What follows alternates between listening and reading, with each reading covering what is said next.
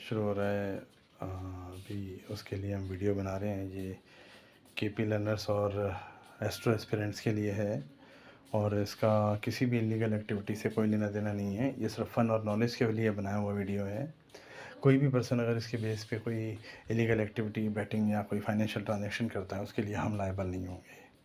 तो दोस्तों, आज हम आपको ले चलते हैं जो मैच है पीएसएल का आईएसयू और क्यूजी के बीच में। ये भी बहुत बढ़िया मैच है दोस्तों। इसमें मैं आपको बताऊं, एक तरफ तो शुरुआत से लेकर 43 मिनट तक एक ही टीम डोमिनेट है। 90% में बी है। अभी बी क्या है, हाई रन रेट लेगा, 9 की रन रेट लेगा, या रन बॉल से नीचे रहेगा, या विकेट देगा। इन ट्रांजिशन स्टेट में जैसे कल हुआ। अब जैसे देखो, जीटी और एमआई का जो मैच था, उसमें तो बहुत उलझ गया मामला। मतलब जीटी ने विकेट भी लिया और उसके बाद एमआई ने रन भी मारे। मगर आपको क्या देखना है, मैनहट्टन ग्राफ देखना है। मैनहट्टन ग्राफ में आप देखोगे ना, तो आपको पता पड़ेगा कि ये ऊपर नीचे हो रहा है, ये कांस्टेंट रन रेट ग्रेन नहीं कर रहा है। और सबसे बड़ी बात, 90% क्रिस्टल क्लियर पे इमेज देता है अगर शुरू में है तो क्रिस्टल क्लियर इमेज ने वहीं विकेट दे दिया। एमआई ने वहीं समझ गए थे हम जीटी बी है और वही विन होना चाहिए या वही लो होना चाहिए। तो यहाँ पर भी यही दोस्तों, यही फार्मूला लगाना है। ये 90% का जोन है। यहाँ पर जो भी रन बनाएगा, अब यहाँ पे आपका ट्रांजिशन स्टेट आ जाती है, इंटरमीडिएट स्टेट आ जाती है, ना रन बनाता है ना विकेट लेता है, तो आप कंफ्यूज हो जाएंगे। तो वहाँ आपको थोड़ा सोचना पड़ेगा, मैनहट्टन ग्राफ से देखना पड़ेगा कि भाई क्या हो रहा है। आप लगातार पूछने पाछने में टाइम मत वेस्ट कीजिए। आप देखिए कि भाई रन रेट कितनी आ रही है। 9 की नहीं आ रही है, 6 की आ रही है, 5 की आ रही है, विकेट आ रहा है, 6 की आ रही है, 5 की आ रही है। एक में 15 रन आ गए, मगर एक में फिर 6 आ रहे हैं, 5 आ रहे हैं। तो मेजर पोर्शन क्या है, मेजर पोर्शन क्या है उस जोन का? 4 ओवर 6 ओवर को भूल जाइए उस वक्त। आप देखिए मेजर पोर्शन क्या है, और मेजर पोर्शन के बेस पे आप अंदाज़ा लगाइए कि बी कौन है। और हम तो बैठे ही हैं दोस्तों आपके साथ, तो यहाँ पर बी पर ही रहना है 43 मिनट तक। और उसके बाद भी देखिए दोस्तों, बी ही है।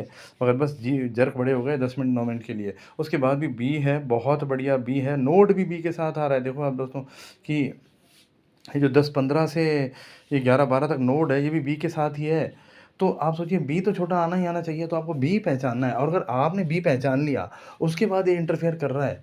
आपने पहचान लिया कि भाई 5 में 45 हो रहे हैं, 3 में 27 हो रहे हैं, 6 में 66 हो रहे हैं, मगर उसके बाद कुछ उड़नबाजी हो रही है, उधमबाजी हो रही है, ए कर रहा है, वैसा वर्षा डेफिनेटली होगा।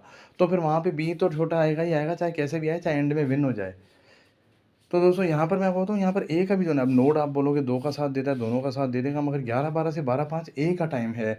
अब देखिए 11-12 पे मैच थोड़ी खत्म हो जाएगा। 8:30 से 11:30 तक तो 3 घंटे चलेगा, उल्टे सवा 12 तक चलेगा। तो आप सोचिए कि ए बहुत बढ़िया आ रहा है लास्ट में। अगर ए पूरा सप्रेस है और बीच बाजी ले जाता है, पूरा खींच ले जाता है, नीचे आ जाता है। अब आप देखो, इनिशियल ले अगर करते हो आप मान लो इनिशियल ले करते हो, जरा सी माइन्यूट करना। अब उसके बाद देखना बी कौन है, उस पर रहना है आपको। अगर आपने ले में बी ही ली है तो बहुत बढ़िया बात है, और ले लेना। और अगर नहीं लिया तो कोई डरने की बात नहीं, आप रुक जाइए, रुक जाइए। ये जो आएंगे जर्क, इससे वापस आपको सेफ हो जाओगे 9-13 9-22 में, या नोड में सेफ हो जाओगे, या माइन्यूट इन्वेस्टमेंट। या आप मत कीजिए, या पहले बी देखिए, उसके बाद ही जाइए आप बी पर जाइए। और जो वैदिक जो है, ये मैं बताऊँ, आईएसयू और क्यूजी, ये भी टफ मैच दिखा रहा है। वैदिक ऐसा नहीं है कि एक ही तरफ जा रहा है। आईएसयू और क्यूजी में टफ मैच है, बोथ साइड मैच श्योर है। अगर इसके और 60-70 से शुरू होते हैं तो आप इनिशियली कीजिए बिना डरे थोड़ा सा। और बोथ साइड में श्योर है, क्योंकि ए लास्ट में बहुत बड़ा है, यहाँ मैच ख़त्म भी नहीं होगा। और वैदिक भी आप दिखा रहा है आईएसयू विन है, मगर क्यूजी कोई कम नहीं है।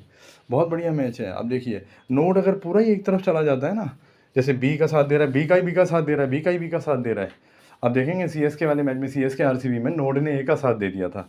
अब नोड जब अपोजिट का साथ देता है, तो अगर आगे वाला टाइम उसका रिड्यूस हो जाता है, क्योंकि जो आगे दोनों का, अब यहाँ पे नोड है, अब नोड 90% है, बी है। अब यहाँ पे ए आ गया, मान लीजिए ए आ जाता है, ए बहुत बढ़िया खेलने लगता है, विकेट लेता है, रन बनाता है, तो ए का जो आगे का जोन है उस पर अफेक्ट पड़ेगा।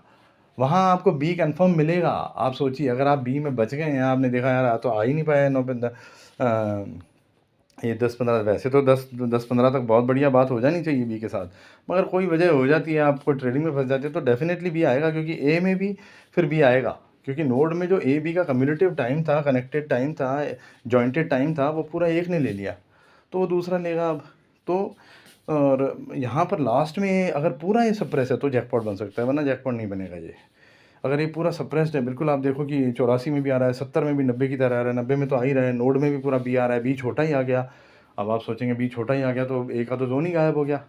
भाई ये तब होगा जब बी बहुत ही बड़ा स्कोर बना ले, 200 प्लस, 210 प्लस स्कोर बना ले, या फिर बी बिल्कुल ही क्रम्बल कर जाए, रन बॉल से भी नीचे क्रम्बल कर, ए बिल्कुल ही क्रम्बल कर जाए, 120 रन से भी नीचे बनाए, वो तब होता है हाई परफॉर्मेंस बिल्कुल ही। तो वहाँ दूसरा आने का चांस बहुत हाई रहता है, जैसे केकेआर और पंजाब के मैच में हुआ 111 और 98, याद होगा आपको। तो वैसा ही मैच ये हो सकता है फिर। तो मैं ये बोलूँगा कि आप बी पहले पहचानिए और उसी पे रहिए बस। और नीचे के डिस्क्रिप्शन में जो भी मैंने लिखे हैं, हो सकता है मैंने इनको ना पढ़ा हो, तो आप इनको पढ़ लिया कीजिए। ठीक है दोस्तों, थैंक यू वेरी मच।